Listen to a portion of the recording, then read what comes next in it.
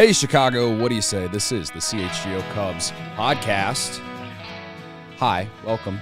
I'm Cody, joined by Ryan and Corey. As you can see, no Luke Stuckmeyer. Yeah, we got Cody Stuckmeyer. Yeah, people are saying. Hi, happy Thursday. We have a lot of nothing, but we're turning it into really important stuff to talk about. But we also did talk to Julian Merryweather at Cubs Convention, so that's cool. Yeah. We do have that. That's for sure. We Fun do have interview. that, guys. Good interview. We'll share that later in the show. But again, we do have things that we can discuss. But first, everyone, please hit the like button. Hit the subscribe button. Give us the good ratings on Spotify, Apple, wherever you get your podcasts. I appreciate y'all. And yeah, but I said that there's like nothing, but there actually is something, like actual breaking news. And it's that Nick Madrigal has a doppelganger in this city. All right. Or a second job. Or a second job. I'm not sure. But the White Sox hired their new play-by-play kind of like announcer today. And I'm telling you guys, this is the biggest news all winter, in my opinion. Also, Brennan, if you're watching, I strictly started the show this way specifically for you. No, he's not going to mind this because you're not talking about his ability to play baseball. So it's fine. But no, the eyes. If you're not watching, if you're listening on the podcast, like you should go check this out real quick because it's pretty similar. I don't remember his name. John Schiff. I don't want to say his name wrong, but Schriffen, something like that. He did college football this past season. I saw someone share a highlight of him calling a game on ESPN. Did he sound like Nick Madrigal? No. Okay. In my opinion, he did not sound like Nick Madrigal. But anyway, just a crazy, the craziest doppelganger They look do I've look ever alike, seen. especially the eyes. The eyes really did it for me. So one of the main reasons I did want to bring it up is because we sit in the office. We sit around the office, talk ball with the Sox guys. Stuckey likes to bring up you guys want Madrigal back all the time. And now the White Sox officially have their new version of Nick Madrigal. So credit to them. I mean, if this was like a wrestling storyline, it'd be like the middle of the season and Madrigal would rip off the headset and go play. And, it was him all along. You know what meme I'm thinking of is like the Scooby-Doo one where Fred like takes the mask off. Yeah. And it's the same person or whatever. Yeah. Like it's just some wearing the mask on themselves. Or it's like back to wrestling, Sting when he would wear the Sting mask just and him, take it off, and it's just it's him with the exact same paint on and a mask. Yeah. So wrestling talk. Anyway, we credit to us for getting some wrestling talk in here. There we go. I mean, we can end the show with Royal Rumble predictions. I don't know. Oh, that is. Brendan this doesn't let weekend? me talk about that. So It's this on weekend, right? Saturday. Oh my God. I got Peacock. I'm definitely watching it. I got nothing to do in my life these days other than to count down the days to Cody Bellinger re-signing or watching old wrestling. Well, and everybody can root for noted Cubs fan CM Punk. Oh, yeah, Fair true. That's true. Okay. That's your cup of tea for sure. Anyway. So last night on Cubs Twitter, I didn't necessarily see it right away because I was at Northwestern Illinois game, but I saw in our Slack channel, I think Corey or Ryan threw it in there. The MLB Network put out yet another list, the list of top 10 left fielders in the game today, according to them, and Ian Happ is not on the list. He is not. So we right can here on screen. On screen, they went Yordan Alvarez, Brandon Nimmo, Nolan Jones, Brian Reynolds, Chas McCormick, Randy Arozarena, Lars Nootbaar, who I still don't know if is a creative player or not, Christian Yelich, who's dead to me, Matt Wallner, who honestly he could be a creative player too. I didn't know who he was until today, and then old buddy, Kyle Schwarber. Thoughts, fellas? Look, like I'm saying Happ's in the top 5 or should be in the top 5 or whatever. It's kind of weird. Some of the guys that are on there that like aren't primarily left fielders didn't play left field left field wasn't their most played position last year, and I guess part of this is projecting where they might be. So if we're talking about Brandon Nimmo, who didn't play much left field last year. He's probably moving there. I guess Harrison Bader, right, went to the Mets or something like that. So he may be in center field. So I think part of this is projections. But that said, like Ian Happ being, an all-star left fielder, 2-time Gold Glover now, he won 18 WRC plus last year, coming off a 120 WRC plus season.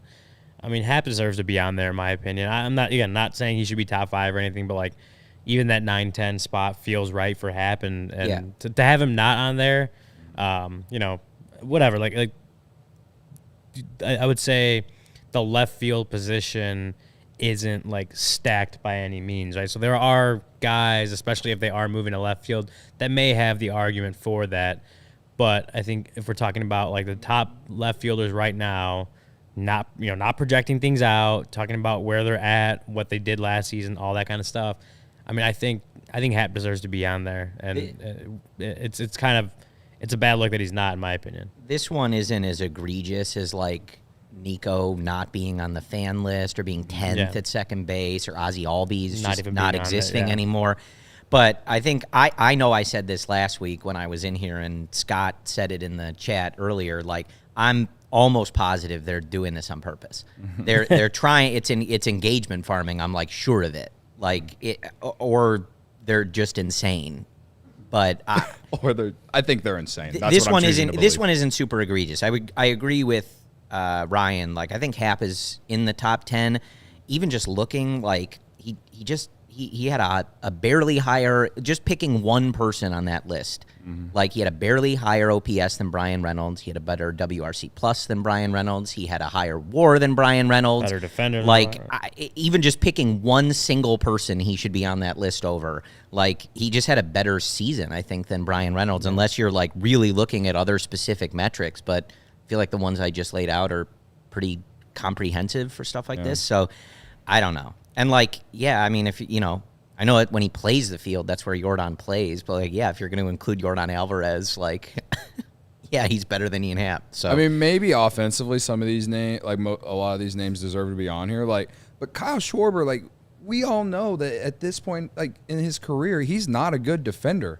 Yeah, he's going to hit you 40 bombs and hit 200 and strike out 200 times a year, and walk at a really good rate and be really clutch for you in the playoffs. But is he, like, we're talking about overall player. I'm not trying to sit here and say that Ian Happ is overall a better player than Kyle Schwarber. I think Kyle Schwarber has definitely proven more in his career than Ian Happ has. Ian Happ has had 2 really good years. Kyle Schwarber, he's been doing it since 15, outside of, maybe 17 was his worst year with the Cubs. But, even last year when, he hit like 200, but he was leading off for the Phillies for a reason, man. He gets on base. He does it. But, like, when you factor in the defense and stuff, to me, it's like, are we just talking about offensively, or are we talking about overall player? And to me, Ian Happ is a better overall player at this point, to me, than Kyle Schwarber. So, friend of the show, Michael Cerami, had a really good tweet this morning. He went through, like, the rankings for, like, left fielders from 2022 through the end of 2023. And Ian Happ has a 6.8 WAR combined the last 2 seasons. That's second in baseball for left fielders. His 118 weighted runs created plus, 6th in baseball for left fielders. 36 homers, that's second. 145 RBIs, that's second. 15 defensive runs saved, that's third. Back-to-back Gold Gloves. Like, I think he at least deserves to be on the list. I don't even know where you would put him on the list, but I agree. He deserves to be on the list. So, I don't know, man. They also put Seiya Suzuki on the right field list at a spot that we were like, wow, that's a little surprising. So, maybe this is them, doing their thing to make us mad. Yeah, to even it out. No, it's, again, like Corey said, it's not egregious, right? Like, a lot of those guys in a not stacked position have the argument. But just looking at the numbers, looking at what he's done the last year and 2 years, it feels like. And then I think the main thing is a lot of the guys on there just don't play left field often. Like, Jordan Alvarez is number 1, and don't get me wrong, if he was a primary left fielder, absolutely he's number 1. But he played like 43 games there last year. Like, that, he played 70 something. He was DH. I know he missed some time too. So, like, he was nowhere near qualified as far as, like, to qualify for end of season stuff, nowhere near qualified with left fielder. So it's like, I don't know what qualifies to be on that list. And yes, again, like I said, if Yordan Alvarez was a primary left fielder, absolutely he's number one. It's just like the range of like what they're maybe allowing someone to be called a left fielder is pretty long. I do agree with everybody though. Like the Cubs haven't done anything since they last did something 3 weeks ago. So it's it's something to talk about. But the MLB Network is making these lists. They're bad. Ian Happ's a valuable player. That was my main takeaway. But as I was looking at it, though, especially like I replied from our account with a picture of him when he was doing the interviewing in the dugout gimmick back in what was that, 17 or 18? The tweet that we sent. When I was looking through the pictures of Ian Happ, like one of the things that like, I don't know, I had like a moment of like, man, he's been on the team like longer than I would have thought. And I was looking it up before we got on the air this morning. And maybe other people have realized this, and it just dawned on me. 6 years ago, if you would have told me that even right now, not just going into this season, and obviously as an extension, so this number will go up, Ian Happ has played more games as a Chicago Cub than Chris Bryant did or Javi Baez did. Isn't that crazy? Yeah, that is pretty crazy. If you told me that would have been the outcome in 2017, I would have said, you're nuts. And probably would have been what really happened, pissed. like, you are nuts. Yeah. Isn't that random? That would have been a triggering thing for you to say to me in 2017. He just passed KB at the end of last year. Happ's at 836 games played for the Chicago Cubs. Chris Bryant was at 833. Well, then it's crazy. Isn't that crazy? When you think about how much time he ended up spending when he went back to when he got optioned back down, right? Like he in 18. the last, but he's been there with. And this he's like 8 seasons now in the big leagues. This would be his 8th season. Yeah, I mean, and he, like if Happ finishes his extension, he'll pass Rizzo too. Yeah. Like I never, in a million years, I never would have thought like That of was that the group, guy. the guy who's going to play the most games as a Chicago Cub is Ian Happ. It is surprising, but yeah, I mean, you don't think about the longevity that he's had on this team, and that's through, and like, of course, he was going to make it through the last trade-off or the trade deadline, the blowing things up, right? He was going to make it, if not be traded. He wasn't going to be traded just because he was going to cost them a ton of money, like the last core was, right? They were all set to hit free agency at the same time. It was going to cost a lot to try to keep all of them. They ended up not keeping any of them, whatever. But like Happ wasn't at that stage in his career where they needed to make a financial decision. Like if they were going to trade him, it was because like 2022 when he could have been a trade chip, right? A pretty solid trade chip on the market. It would have been more of that for Happ. So it makes sense that he was able to last this long, and obviously he's gotten his extension in part because of his longevity and what he means to the organization. He's the player rep for the Players Association for the Cubs. He does a lot of stuff, the leadership qualities he has, and overall a solid player. So yeah, when you think about it, like it makes sense that he has lasted this long. But it is surprising when you say those names, Chris Bryant, Javi Baez, considering like early on in their careers, we're sitting here like, Javi and Chris Bryant, Rizzo, those guys are going to be there forever. That's the core. They're gonna keep him forever. And now you got Ian Happ, who's past all but one of them. Yeah. Yeah. I think. I was just going to answer Keywords question in the chat. I think so. In today's game, I think he's worth $20 million a year. 3.6 WAR in 2022, 3.5 last year. Like he's become a pretty consistent player. He's the type of player, especially on this Cubs team, when they lack those like big stars and especially the big sluggers. I think a lot of people will look at that and say, is he good enough to be that person? And he's not. But for $20 million, I think the extension that he signed is very valuable. And look, like the way that he's done the work defensively, like he's turned himself into a very valuable player. Even if like I don't think he's a star. I don't think anybody would call him a true star like in this league or even in like the city of Chicago. I don't think it feels that way. But if you can have a 3.5 win player year in, year out, like improving defensively, and even at this point he's 29, like that's solid. I think you'll take that. These are his prime. Like the extension goes through his prime years, and he's probably a guy who throughout the season will have himself in all. He's probably like a fringe all-star year to year, right? Like he made it in 2022. Didn't get the nod this last season. He could potentially get it this season, depending on how things go. But he's like what you're saying is like the value that he brings. $20 million doesn't feel like an overpay or anything like that for a guy like that. It's why, like, I've sat here and everyone in the chat has sat here every day this offseason and has talked about how the Cubs need to add to this roster, because if they do, then there's the guys like an Ian Happ can become even more valuable. Yeah.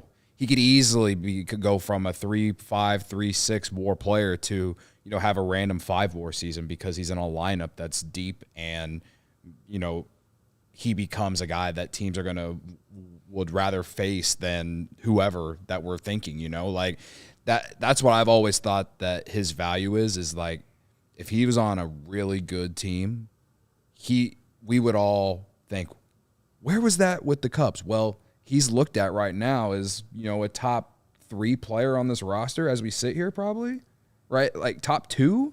That's just what it is. And it's not that I don't want him to be. It's more of just like, we know who he is, and he has made drastic improvements compared to the beginning of his career.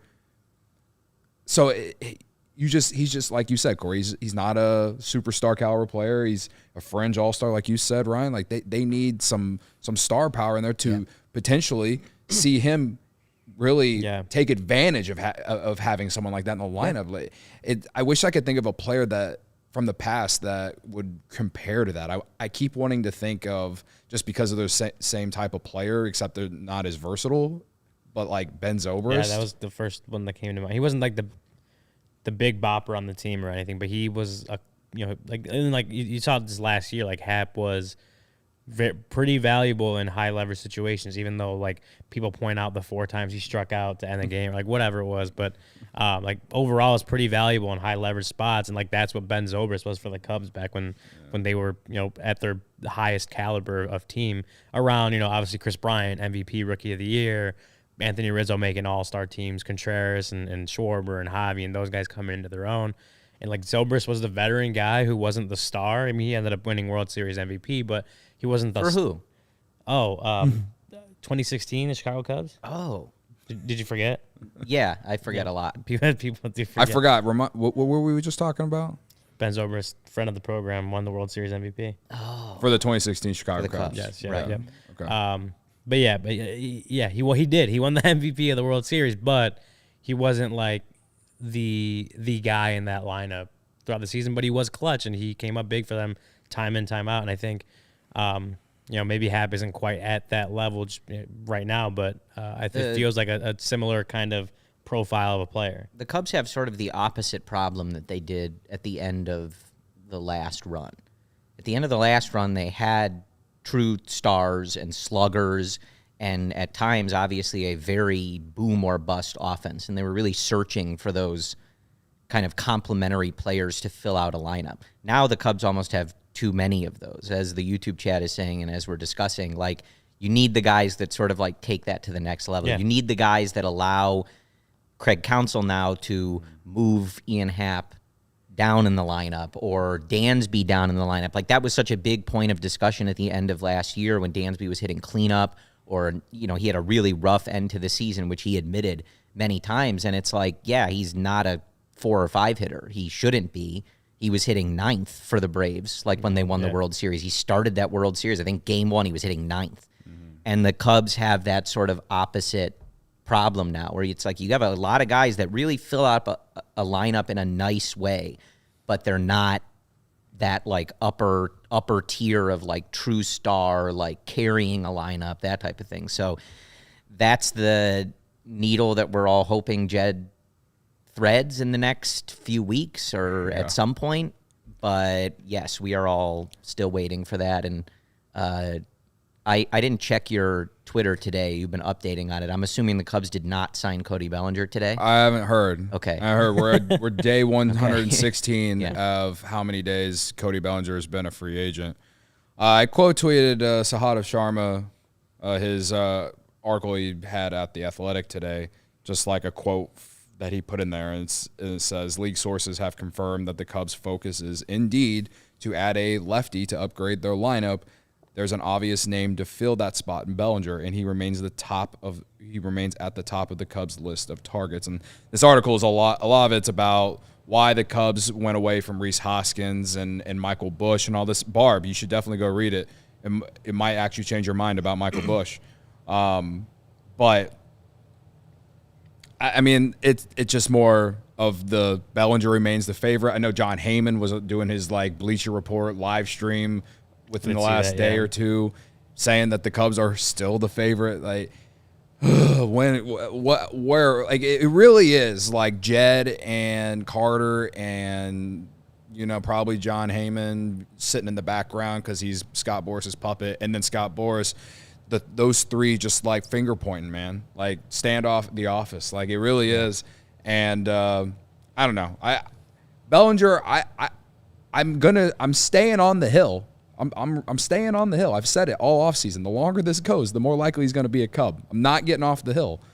But I guess to see a guy who covers the Cubs regularly put this out there, I don't know if that changes anyone's mind compared to I've said that the same thing. Well, yeah, I know. But no, you're right. Like the longer he's out there, the Cubs remain the favorite. One, as we've said all offseason, that he's comfortable here, right? He's got the year of experience. They enjoyed their time together.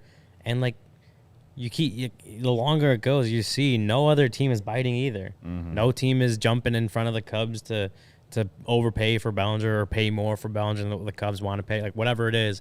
Like no other team has jumped the line to go get Bellinger. The Blue Jays went out and get Kevin Kiermaier, who doesn't necessarily eliminate them from getting Bellinger, but they're also like maybe they're a little less inclined to get him. Maybe is the right way to put it. Or the Giants are kind of out of it too, right? The Yankees aren't doing Bellinger. Like all this stuff, all the teams that could have got Bellinger are out pretty much, except for the Cubs, and any team that could surprise or jump into the race hasn't done it yet.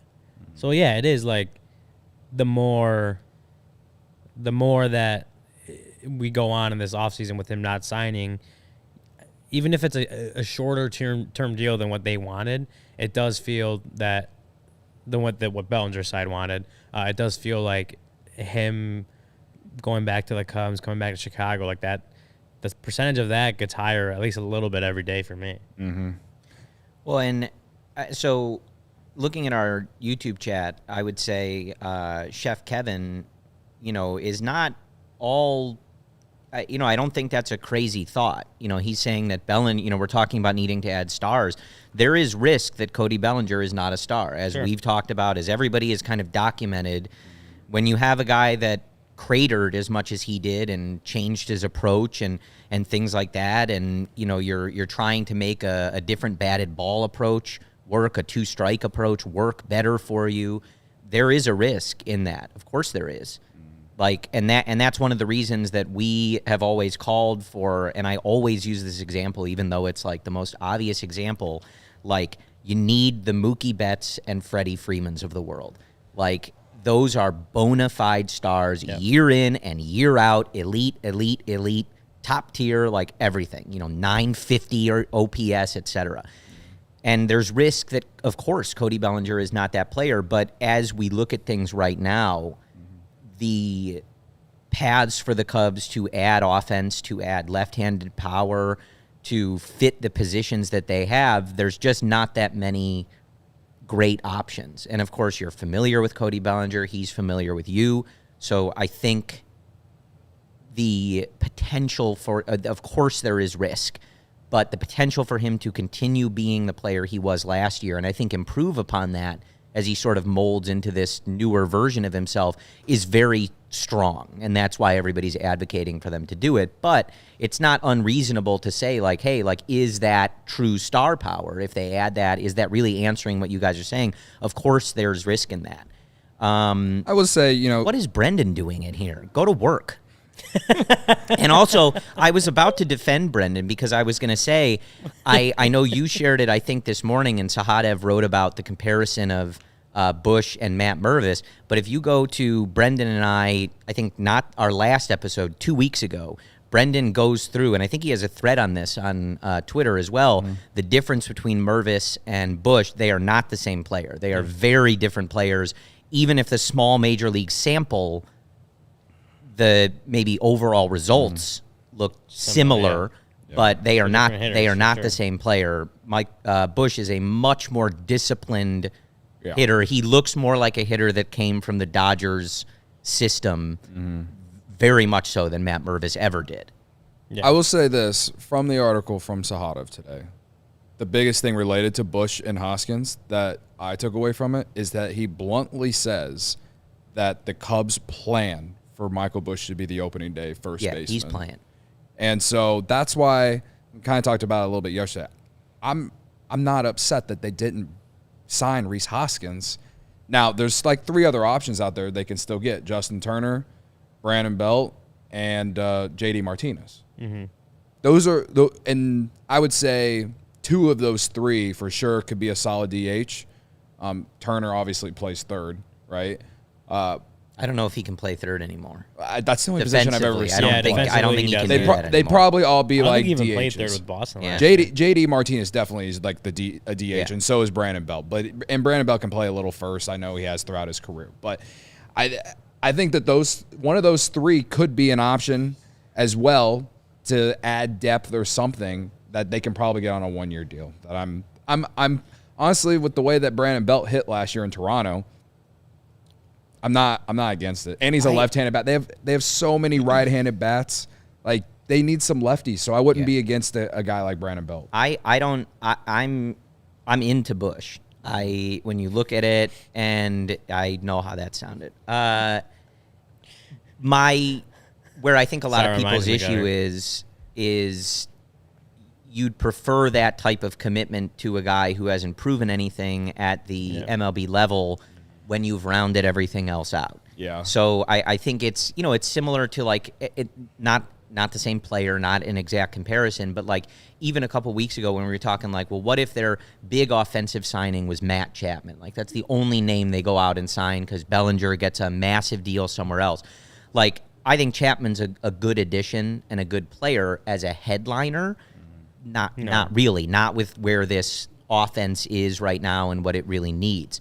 So I like the acquisition of Busch. I'm very intrigued by him. And like I said before, like the amount of people who were really relieved almost that he was getting traded so he would actually get an opportunity. Like a lot of those prospect writers and analysts, like very excited to see him get this opportunity, which doesn't mean he'll succeed. But I like the idea when you've added nobody else on your offense and lost currently your best hitter and slugger, I can see why people are like, okay, like I wish they weren't going this route for first base at this particular moment in time unless they plan on filling some of the rest of this out in a significant way. Yeah, I don't know. I think part of that is just the view that it's almost February now and Bellinger still hasn't signed. I had Bellinger signed in December, like none of the negativity would be around, or I mean definitely less of it, right? Like Busch, no one would be negative about Busch saying like, oh, this is all Ricketts is gonna do, blah blah blah. Like that wouldn't be around. It's because the guy that we went into the offseason saying should be, outside of Ohtani, their top priority, and is still their top priority, even more so, just hasn't signed yet, and it's late January. I think that just the point of view of the time that we are at changes things, because had he signed a month or 2 ago, probably wouldn't be saying the same thing. What happened over there? I don't know. All I know is the chat's cracking me up. And Barb, I'm not going to be angry. I'm trying to educate. You should go watch Corey and Brennan's show. Like, I know you don't like it that they're not live when they do it, but like the episode that Corey added about talking about Michael Busch and Matt Mervis, they are not the same player. Batting average does not define what a player is. It just isn't. So at least not. Nick Madrigal might be the only one. Sorry, Brennan. All right, we need to do some ads. You want to tell us about Midtown Athletic, Ryan? Yeah, and it would. I got to tell you, like we physically are not, but CHGO is at Midtown Athletic Club right now. The one out in Bannockburn, I believe. Mm-hmm. They are. Yeah, they're out in Bannockburn doing some live shows. We got our Bears guys out there. The CHGO podcast is doing that, so some cool stuff. You want to check it out, but I got to tell you, they actually have 4 Chicagoland locations. They got the one in Palatine in the northwest suburbs, Bannockburn in the North Shore, Willowbrook in the southwest suburbs, and Midtown Athletic Club and Hotel in the middle of Bucktown and Lincoln Park. Let me tell you about Midtown Palatine, which actually launched a multi-million-dollar transformation of the club, which will be complete in early 2024. So it's coming. It's coming right now, man. We are in early 2024 now, so it's almost there. And Midtown is offering no initiation fees this January at their Bannockburn, Palatine, and Willowbrook location. That Midtown's got something at the clubs for everyone: single people, families with kids, people looking to make lifestyle changes, people wanting holistic wellness. Midtown Chicago is actually the nicest fitness club I've ever been in. What was it, like 6 stories, something like that? Mm-hmm. They got yoga studios and golf simulators on one level. A boxing studio on another level, weightlifting gym and all that kind of stuff. And they got the tennis courts, basketball courts, pickleball. They're everywhere. It's amazing. But let me tell you about some of their other cool club features. They got super luxe locker rooms with wet and dry saunas and premium amenities, amazing outdoor and indoor pools and hot tubs, a collection of boutique fitness studios with more than 100 classes per week included in the membership. And they're not just gym quality. The spaces are actually boutique quality. They got the best tennis courts and programming in the sport. Midtown has indoor and outdoor tennis, pickleball, and paddle tennis. It's USTA professional quality all the way. So go check it out. Let me tell you, CHGO Bears and the Chicago Sports Podcast is filming live from Midtown Bannockburn on today, Thursday the 25th. Guests of the show are complimentary today. So actually, if you want to go to the Bannockburn location, I know they'll be kind of hanging out, meet and greet, that kind of stuff, and just maybe chit-chatting about Chicago sports. So go check out the space and catch the shows. Head over to midtown.com/CHGO to find out more and to tour the Midtown Athletic Club nearest you. Did you know it's getting easier for businesses to switch to electric vehicles? That's something we can all get behind for the health of the planet and for the well-being of all of us who share it. So I actually did know that. I heard that the other day. But yeah, the electric grid is evolving to meet your cleaner energy needs as we all move with confidence toward an electric tomorrow. Whether you have one delivery van or a whole fleet of shipping trucks, ComEd can help guide you to make the changes that make sense. So what should business owners do, Ryan? Well, business owners, listen up. Corey, you never know. You might know business in the future. You should listen up. Go to ComEd.com/clean to learn more about the resources, fleet rebates, and infrastructure incentives available to help businesses go electric. If you own a business, don't wait. Start making your plan today to switch to electric vehicles. Good for business, good for the planet, good for all of us. Go to ComEd.com/clean. I was reading the chat. Did you say ComEd.com/clean? You know what, Cody? I actually did. ComEd.com/clean. Go now and see how going electric connects us to a better way of doing business and a better future for generations to come. Susie, why are people? She says that I'm using baby oil. What is she talking about? Is Barb saying that you got? Barb just thinks that I am like. Barb did say, I bet he puts baby oil on himself. But she was replying to Carlos. Oh, okay. Oh, because Carlos asked if you pose in the mirror at Midtown. Ah, okay. Okay. Well, no, I do not pose in the mirror at Midtown. The chat is not gonna let Corey. Yeah, Corey's getting. Is not gonna let that one go. It was great. The chat is also telling us that the Cubs and Red Sox are talking shop, which maybe I'll catch up on that. What was that? Who? Says who? The Cubs are linked to Ryan Stanek, according to Brady. Who also said that Justin Turner played 7 games at third base last year. So thank you for clarifying. I really wasn't sure. Credit to you, Brady. Maybe we'll look up that. Oh, wow. Okay. That's from Bob Nightingale. Bob Nightingale. The Cubs and Red Sox are 2 big market teams who have expressed interest in veteran reliever Ryan Stanek. Okay. Is it spelled R-Y-N-E? Ryan. Yeah. Is that how it's spelled? Okay. Like Sandberg, yep. Okay. Ryan, yeah. Well, we're going to talk about the bullpen now. Bullpen. Good segue. Yeah, it's a great segue. Our conversation with Julian Merryweather was great. Got to listen to it last night before I went to bed. So Luke and I think Jared did a great job. And Julian talks a lot about the difference between the beginning of the year and like basically the rest of the season after that and how he transformed. Right. So let's do it. Julian Merryweather. Julian Merryweather. Super excited to have Julian Merryweather here. I would call you an unsung hero of last season, but I think most Cubs fans know just how important you were to that team. You know, it was a great season for you, Julian. I guess the first 5 games weren't the same as the rest of the season, right? Like you can just separate that. Like what happened after 5 games that flipped your season around? I mean, that was definitely a big reflection period for me. Like, hey, things aren't going my way. Maybe make some small tweaks. I still thought I had a good foundation of what I wanted to do going into the year, and just kind of getting back to, hey, what's really gonna turn this thing around? And we highlighted a few things just with the pitching staff, and was able to make a quick adjustment, and kind of just the confidence and experience kind of grew from there. How much of that is just a product of you're with a new team, new organization, playing in a new city, where it's just a natural adjustment?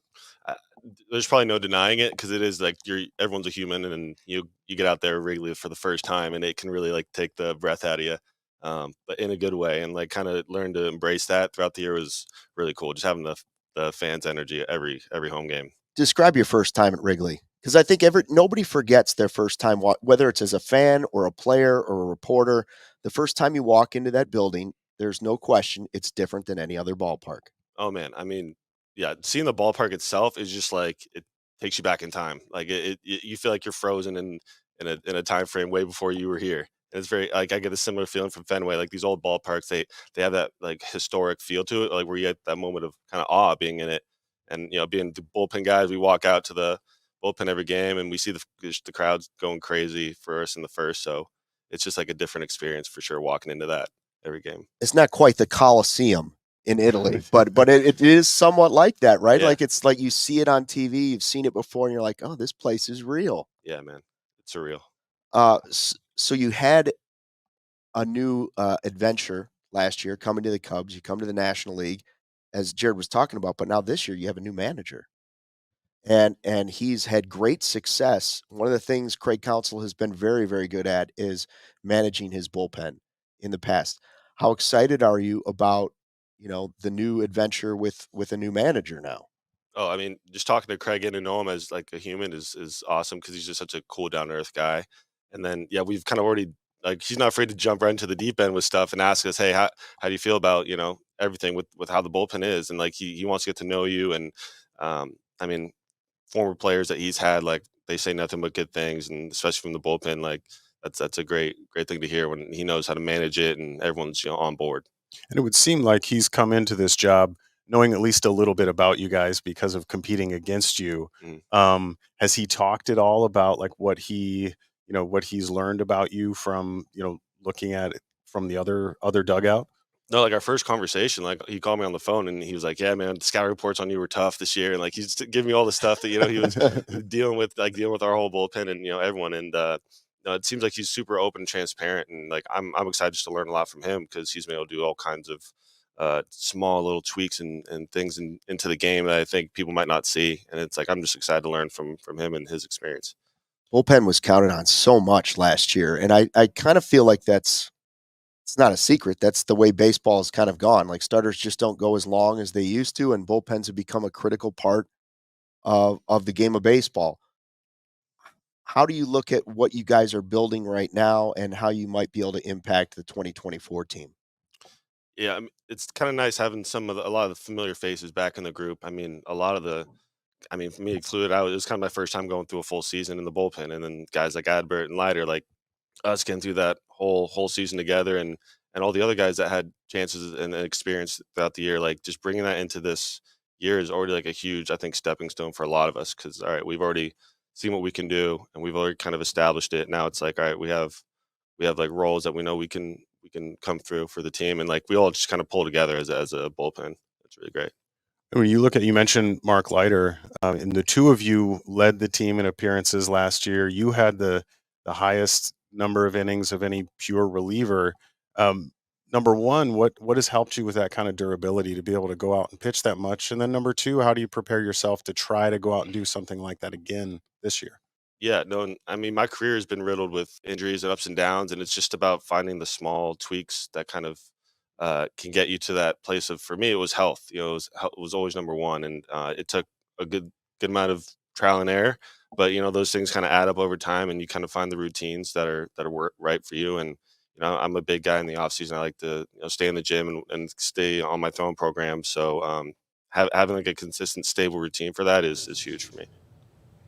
Wow, I've never heard someone say that health and staying consistent is how they stay consistent in the season, like in the off season. You know what I mean? No, yeah, but I mean that's a huge thing for him, right? And that was huge for him, for Merryweather in 23, because as he said, like his career has been riddled with injuries. He hasn't, he didn't have a whole lot of big league time prior. Like with Toronto, he pitched 13 innings in 2020, 13 innings in 2021, and 26 and 2/3 in 2022. So just he didn't have a whole lot of opportunity in the big leagues, in part because he had his struggles at the big league level, but also because he was hurt a lot. And so like whenever we talk about Madrigal as someone that like he's got something to prove, especially trying to stay healthy, right? There's guys everywhere that we've talked about plenty of times with injury history that like, okay, they have to prove they can be healthy. Merryweather was one of those guys, like even at the end of the season when, they lost Adbert, I think it was to a forearm strain, Fulmer to 2 forearm strains, I think, or maybe they rushed him back or brought him back a little too early, whatever it was. And like Leiter had like back spasms, I think it was towards the end of the year. And his arm was just done. Yeah, he didn't end up going on the IL, but I know he had like a whole week in between outings at one point. Like Julian Merryweather picked up the slack. Like he handled a bulk of the back end innings, especially at a time when every single game felt like it was close. Like he didn't really get a break, and he ended up pitching 69 different games, 72 innings, and ended with a 3.38 ERA. Like he was huge for the Cubs, and we talk about that being I think it was a waiver claim pickup in like about a year ago this time, and to help him unlock something that not only made him pretty good at the big league level, but good in high leverage moments and late inning moments, and just durable. I think last season was a huge season for Merryweather, just to prove maybe even like to himself that he could do it, but to prove that he was healthy, he could be a vital part of the Cubs bullpen. He's totally, I would say, locked himself into a bullpen role for the Cubs right now, and I don't think that's a problem. I think he definitely earned a shot at being another late inning guy. I don't know if I say closer with him, but definitely a guy that like Craig Counsell now can trust in that bullpen. I think he earned that. My favorite thing about Merryweather was that he had the high velocity, something that the Cubs really struggled to find, especially in the bullpen during like the back end of the golden era and then obviously the beginning of this rebuild. The fact that you got a guy who has that kind of that kind of arm off the waiver wire, basically, and you threw him in the pitch lab, and he said himself, health and consistency in the offseason really helped him going into last season. So he's healthy going into next season. I think obviously the only real question for him is like, can you do it again? Like, was it a 1-year wonder type thing? I think if he is your 7th, 8th inning guy, you're good. I'm fine with him as a high leverage late inning guy. An occasional day to close on if Adbert is had closed 2 or 3 straight days before that, something like that.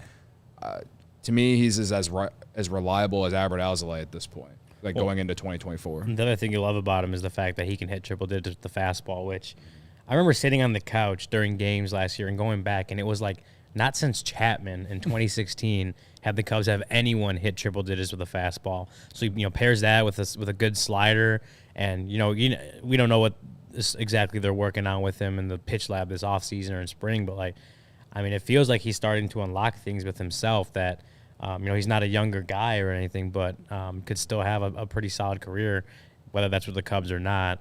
But yeah, I think that what we saw this last year, and like you said, like it's something that can you do it again, right? And it's actually something that I think David Ross actually said towards the end of the season about Justin Steele, where it's like you had a great year, but once the next season starts, what you did last year doesn't matter. It's like can you keep stacking on great? Because it was talking about like kind of not. He wasn't comparing Steele to Lester, but it was more like John Lester stacked great seasons on great seasons on great seasons, and that's why we see him as a great pitcher. Then David Ross talked about Steele, and it's like what he did last year was great, But once he gets to next season, it's can you do it again? Can you keep stacking that and become a great pitcher on your own? But I think that works for anyone. Like Julian Merryweather, really good season from him last year. Proved something to the Cubs and proved something to himself that he could do it. But he's got to go and do it again. Like once opening day comes, what Julian Merryweather did last year doesn't matter, especially when we're talking about bullpens, because we know how volatile they can be. Like bullpen guys, especially guys that don't have long track records of success as in the bullpen, like you don't know year to year what you're going to get. So like he's got to go and especially prove that he could do it next year. And then once it gets to the year after, he could do it again. Like he's got to prove it, but it needs to be done. And I think, like, you know, whether that Nightingale rumor about someone like Stanek is true, or I do see the Cubs going that route. It seems like the type of move that they would make, just in terms of, like, when there was a discussion of Hader, that's just not how this team has operated. If they wanted to really, like, over course correct and say our bullpen pretty much cost us, if you're picking one thing that cost us down the stretch, it was really the bullpen. And we're going to overcorrect for it. We are going to go spend a bunch of money. We're going to get one of the best closers, and that's not really their MO, and I don't think most people wanted them to commit the dollars that way. If they're operating on a budget, that's not how I would do it. What did Hader end up getting, like $95 million, something like that? It was, I know it was close to Edwin Diaz's contract. And only Godfather would want them to. I think, well, and, you know, usual caveat, I wish they spent $500 million, go get everybody, but they're not going to do that.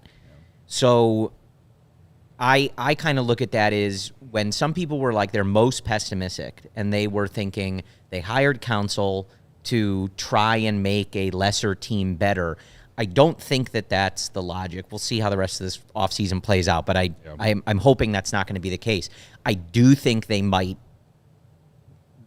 They're going to continue their bullpen strategy, which they've been doing for years, and now they have a better bullpen manager. So I think signings like that, lesser signings, guys where you're looking, and I see it happening in our live YouTube chat, where they're looking like, okay, Stanek was really good in 2022, but the numbers kind of ballooned a little bit in 23, and you're trying to figure out why, and the Cubs will figure that out. Those are the types of guys I see them bringing in. It might not be exciting, but they've cobbled together bullpens with worse players and worse bullpen managers, and now they have a better one. So I think that what you saw with Merryweather, getting back to the interview we just played, is something I think they're going to try to continue replicating, identifying guys from other organizations that they can tweak or put into very specific roles because they have identified that as being potentially successful. Yeah. And I know, like, last year that strategy didn't go like as well as everyone had hoped. It sure as hell didn't go as well as I felt like it was going to, because at least the way it did the 2 years prior, but hell, the 3 years prior. I think they started going this route back in 2019, 2020. But I'd rather them spend money on guys who are going to impact the team every single day. That's what I'm always going to think related to how the Cubs are spending money based off how we know the front office manages. So we got the second half of that interview coming up, but we got to do some ads. Game time. I would have used Game Time last night, but Mark Harmon just gave me a free ticket. Yeah, you would have used Game Time. I would have used Game Time to go to Illinois Northwestern last night in Evanston, but didn't have to, thanks to Mark Harmon. Shout out to you, man. But, again, not everyone has a Mark Harmon. Yeah, not everyone has a Mark Harmon. And I'm thinking most of you guys in the chat, like, you can listen to him talk every day on CHGO Bears, but I'm assuming that most of you aren't friends with Mark Harmon personally. So you go to Game Time to go get your tickets for whatever. The Bulls, the Blackhawks, the Cubs, whenever the season starts. Illinois and Indiana play on Saturday in Champaign. Mm-hmm. I'm thinking about going to that game. I might not, since they're 0-2 when I attend this year.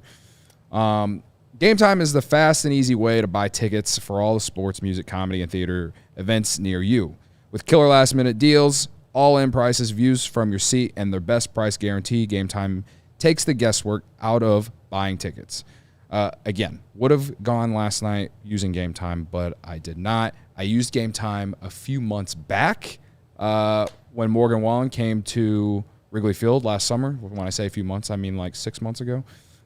It's super easy to use. And as you can see on the screen right now, Sarah is showing us, like you see a seating chart. and it'll show you like the best view that you can get, right? It's the only ticketing app that gives you complete peace of mind with your purchase. You can see the view from your seat before you buy, so you know exactly what to expect when you arrive. All in prices show your total up front, so you know you're getting a great deal without hidden fees. Buy tickets in seconds with 2 taps.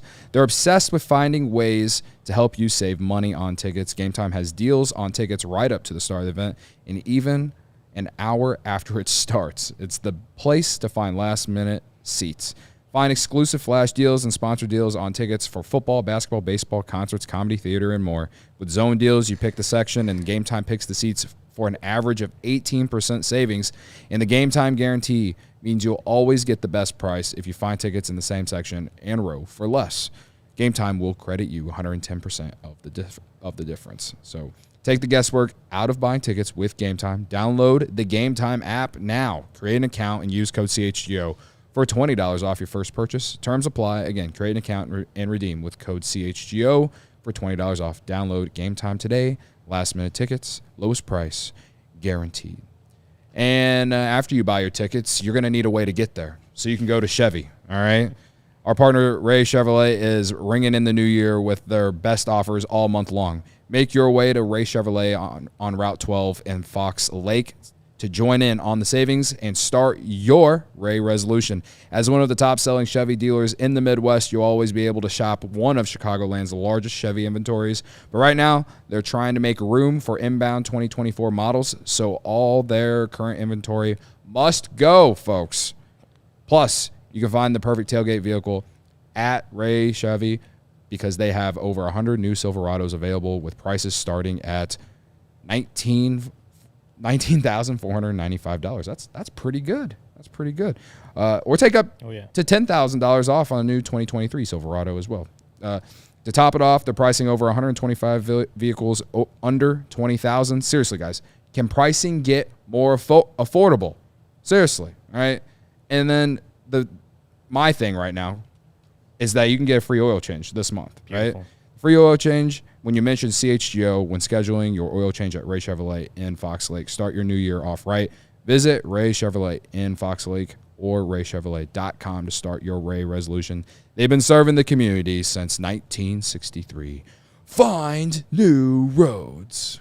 That's my best Luke Stuckmeyer impression. 1, reading both ads. 2, the end of that ad. So doesn't he? I want to hear. We should get like the soundboard that we have. Like Sarah's got little sounds. We'll just record Luke doing this. Whenever he's not around and we have that ad read, we just throw that in. You just throw Luke up there. We do that with CHGO Bulls. Oh, really? Because it's like Big Dave has his Bulls win. Yeah. Actually, I think I could throw that up. I gotta find that. There we go. We need a Cody button. Okay. Credit to me. Credit to me. Credit to me. There you go. Big of me. I big forgot. of me. Jake just cleaned out our computer yesterday. None of our sounds are in. Come on, Jake. Tough. Okay, so we got we got like 6 minutes. I don't know how much of this interview we have left, but I know it was 10 minutes total. All right, 5 minutes. So we have 90 seconds to talk. Yeah. Oh, yeah. Perhaps. So here's the rest of our interview with Julian Merryweather. So coming off that season where you pitch more than you've ever pitched before, you don't take extra time to kind of let your body recoup than maybe you had, or you just stick with the same thing that you were? It's pretty similar. I feel like the foundation I built from last offseason to this one helped me a lot because that was a big shift in a lot of things I was doing. And now it's more about just maintaining everything, a few improvements for sure here and there and kind of just, keep it simple. You feel like this team's ready to win the division? Oh, for sure. I mean, I'm excited. Like this clubhouse, everyone's excited to be around each other. There's already a buzz. I mean, just the fans here added to that. It's like fuel to the fire. But guys are excited to get back to Arizona and compete again this year. And we all, we follow the offseason really closely. We're looking at free agent signings and trades and things like that. How much attention do you pay to what your team is doing during these months? I wait for the headlines to come out. I'm not really into the rumors because I feel like that you get really into the weeds with those. But it's cool to see how we're already building our team and it's we're excited for whoever else we can welcome for sure. Go ahead. No, go ahead. We had the chance to meet Shota Imanaga yesterday, and and see a little bit of what he's like and get a sense for his personality. Have you had the chance to talk to him, introduce yourself yet? Yeah. We've had quick introductions, and seems like a great, nice guy. I mean, he's coming into this fan fest thing kind of like into a whirlwind, basically, like flying in here and getting everything done with his contract. So I mean, props to him for being able to be here and like make everyone kind of get to know his personality. I think it's really awesome. This is a different event, isn't it? I mean, I know other teams have something sometimes, but this is different. Yeah. What's it like from a player's perspective coming in and seeing even just opening night? Oh, yeah. Opening ceremonies, you feel like you're ready to go and pitch in a game after that kind of adrenaline rush going on the stage. Might be more, actually. But, no, I haven't seen anything like it. And I think it's special that people come out here through the cold weather, find their way with their, snow boots and pack the place, man. It's cool. I love a good story that comes out. Every year you're looking for a fun story that comes out in baseball. I think Mike Tauchman was a great story last season. But the one I read, I think it was Marquee, about the 4-leaf clover with your mom in the hat.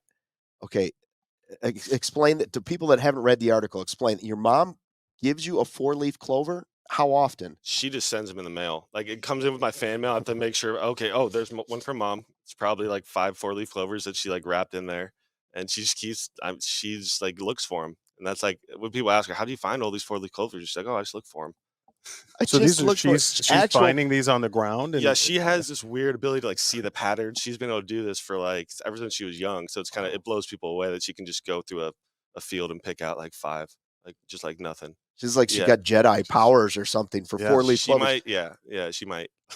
She might. So obviously, I would assume you're a superstitious family. No, is she superstitious, and are you superstitious? I feel like that's got to be in our DNA at this point. It's something, right? Like, it's almost ingrained. But no, that's something I've done. I mean, she's always been like super superstitious. Like, she will have to sit in a certain spot when I'm pitching, and if fall behind 3-0, she's gonna already she's gonna try to get ahead of it, maybe change seats, maybe take a lap. She is just a wreck, but it helps her kind of calm down, I think, knowing that I got a 4-leaf clover up in there. Nice. So do you have other superstitions that you follow? Like, do you have to put the socks on one at a time, or?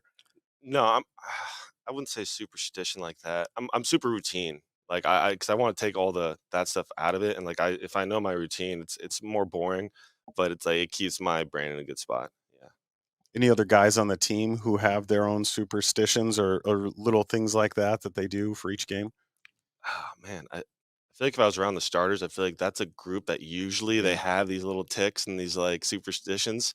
Maybe it's like the buildup of each game that they have to pitch, where you're in the bullpen, you're just kind of praying every game, hey, let's hope we get out of this one, So it's a little different mentality, but I can't think, honestly, anything off the top, but I'm sure you'll get some good answers from firsthand accounts. See, now I think bullpen guys generally are a different breed, like you said, than starting pitchers. What about the idea of your mom? You know how like Ohio State, they put the little Buckeye on the helmet, you have a good game or what? If she's got this many 4-leaf clovers, maybe she should be spreading the wealth with the rest of the bullpen. Okay. Like ALLCITY, good game. Here's your 4-leaf clover for the next game. We might be able to work something out.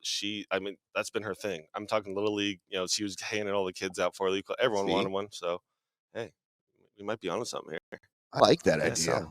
Spread the luck. I don't think I've ever found a 4-leaf clover ever in my life. I was going to say, some people spend their whole lives looking for them and never find one. It's crazy. But your mom she's a magnet for it. Did she plant them in your yard, or like? Maybe there's a little like this is going on. Young. Yeah, now it's like starting to make sense here. Santa Claus isn't real. What's going on? Kids don't watch this podcast. Julian, this has been a lot of fun, and good luck this season. Good health this season, and we'll see you in the playoffs. Oh yeah, I'll see you guys around. I appreciate you guys having me, man. A lot of fun. Thanks for coming. So what a weird like thing. His mom just finds 4-leaf clovers on the ground. Like, yeah. I don't think I've ever seen one. I don't know that I've often looked for one, but I've definitely never found one in person. Yeah.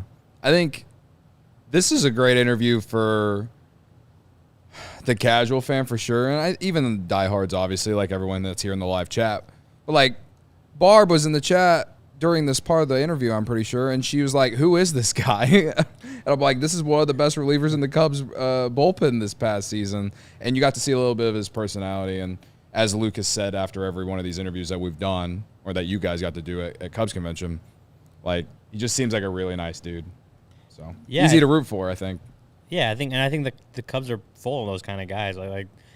Even just the guys we've had so far, some guys that you don't hear from often.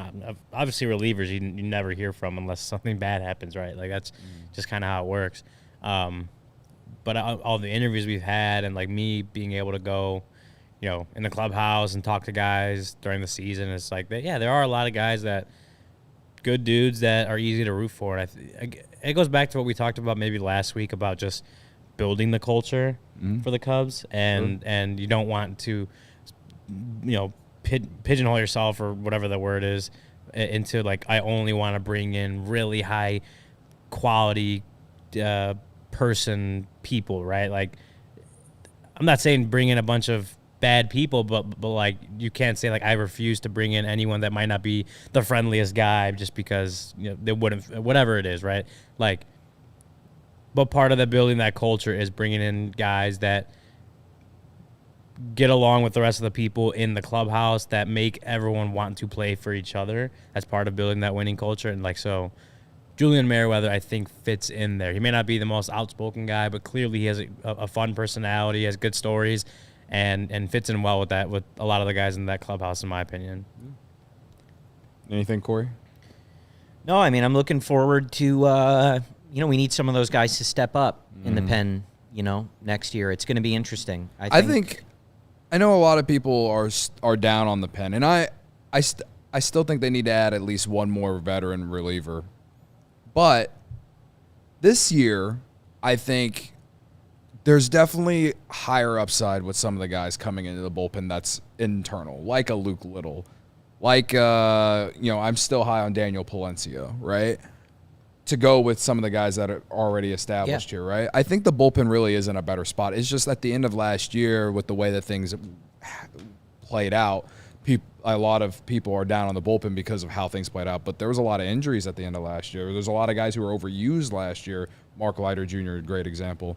So, again, like you guys were saying, with the way Craig Counsell manages a bullpen, I think that there is definitely – that's probably, like, to me, the biggest thing for him. I've always said that as long as you can get a team to play for you and you can manage a bullpen, that's all I really need out of the manager. And I think, on the bullpen, too, again, they need to add more. They need more swing and miss. Like, we've said all these things, but I do think at the very least we can rip on them as we did at the time and as we still do, that we knew what was going to happen to that bullpen even when they got to the trade deadline, and they didn't do enough to prevent it. Exactly. But going into this year, you have that knowledge now. So, of course, it was a bad experience last year, and again, something the front office deserves some blame for. But you have that knowledge. You now have the knowledge, like, okay, do we know these guys can go game 1 to 162 in these high leverage roles? Do we know where some of these younger guys might be able to contribute, even if it's in a smaller role or a lower leverage role? You have more of that knowledge. So hopefully with 1 or 2 additional guys, you get some guys to take leaps in their careers, bring up some other guys. I think hopefully we do see a better and kind of like more productive bullpen. The most important thing for the bullpen is longevity. They have got to be able to go from the beginning of the year to the end of the year. They were not prepared for that last year, and it cost them quite dearly. And when you're in races that come down to a single game, a couple games, that's the type of thing that you have to be prepared for. So if they are not prepared for it this time, it's an even more egregious error than it was last year, because you should have been prepared for it last year. You weren't. It bit you. And, we're late in the offseason here, but there's a lot of people unsigned. There's a lot of roles that are undefined. They have got to be better prepared for that through this season. It's how do you learn from what transpired last year? How do you learn from, maybe, mistake might be the word, right? Like, I do learn from the mistake of not addressing the bullpen, preseason. I think what they did in the preseason had much more of an impact on the bullpen overall than, the trade deadline, just because of the money stuff and staying under the tax, whatever. But like, had they addressed it better in the preseason, you're not worried about the trade deadline at that point. Maybe Quas is enough, right? So it's all about how do you learn from building the bullpen over and having it last over a 6-month period. That's what they need to learn from. Yeah, I mean, if Stanek becomes a Cub this weekend or tomorrow before you guys do your show, I think that's a solid addition based off what I've seen on Fangraphs. I haven't gone and watched any tape of him, but he's basically what I'm saying that they've been needing to get. So we'll see how that plays out. But more options, more depth. Right. And I think someone said it above in the chat. Like, of course, the circumstance, they ended up fighting for their life toward the end of July, and tough Brady thing to prepare that, for. But that's what I mean. Like, now you go into this season and, guys grow, guys change, but you do have at least the thought, like, hey, like, this might happen. Can Adbert Alzolay pitch, close 5 games a week? Because you're probably, with the way everything's stacking up, you're probably going to be in a bunch of close games again. Like, they haven't done enough to sort of separate themselves out in that way, and you're prepared for that possibility. Or, can we ask these guys to go over their career innings limit again, et cetera, et cetera. So, I did, as we're wrapping up, I do have an interesting trivia question. We'll see if the chat or you guys can answer it. Saw it on Twitter, and it was a list of the active player, okay, who has the most home runs against every team in the league. So my question to you is, who is the active player who has the most home runs in their career against the Chicago Cubs? Who is the biggest... I would say at this point it's Joey Votto. That was what I was going to say. Is it Joey Votto? Well, I was going to let the chat guess a little bit, but it is Joey Votto. Yeah. Sorry. No, 50. I believe, if I'm looking at this list correctly, it is the most home runs against any single team. No one on this list has more than 50 against any single team. Joey Votto destroys. So it is Joey Votto. He destroys the Cubs. Anthony Rizzo is the leader, active leader against the Reds. There you go. For what that's worth. worth. I was going to say Happ. Happ might be on there because it feels like he hits a home run every time he faces him. Rizzo also the answer for the Pirates. Joey Votto also the answer for the Brewers. Which isn't a surprise. I mean, if you were the active player, it's going to be the same for first ballot Hall of Famer? Yeah, I guess technically, Votto isn't on a team, right? But he hasn't retired. He hasn't retired. So he's technically active. He's technically active. We didn't talk about this yesterday, and I know we need to get out of here, but Ben Zobrist next year, he will be officially on the ballot for the Hall of Fame. And I don't care what anyone says. I say he should just go in. Bias alone says it. Don't let the facts get in the way of a good story. He won't. You won't. But he won't. But he's one of those players that I think his value and how well he played his role. I don't think that makes him a Hall of Famer. Yeah. In my eyes, the Hall of Fame would look very different than it actually does. Sure. It would be like the absolute 1% of baseball players. But like when you think about it, it's 500 home runs, 3,000 hits. Yeah, I mean, like wins, crazy threshold to get in there. But he was not getting at the same time, with the way that the voting goes now, Ben Zobrist, for who he was, the role he played, especially on multiple teams that went to or won the World Series, he's a very unique player in that 2 World Series. Yeah. Went to the World Series with the Rays too, right? So you've been to multiple World Series with 3 different teams. Yeah, so like Brady says in our YouTube chat, kind of changing the game as a utility guy and doing that for multiple World Series winning teams, playing several different positions while he's doing it, being one of the better professional hitters in baseball. He's an interesting guy because if you just look at his stats, you wouldn't think so, but if you consider the role and how significant the role he played on some of the most significant teams in recent MLB history, very interesting. Yeah. All I know is that if he does go in one day, I don't know how you don't put a Cubs hat on him. I know he played more years with the Rays, but more people in the world are going to remember him as a Cub. Well, I don't know if he'll make the Hall of Fame, but he'll make the CHGO Sports Hall of Fame. There you go. That's the best Hall of Fame. It actually has credibility, all right? Actually has credibility, and we don't care about all your bad decisions that you might have made, all right? We love all of you as long as you like us, right? That's how we feel about all the listeners in the chat. Sure. All right? Don't let the facts get in the way of a good story. Corey and Brennan got a show tomorrow. Will it be live? I don't think so. No. Doubtful. All right? Sorry, Barb. Brendan has to work in the middle. Brendan has to work. That's why they don't go live. Sorry.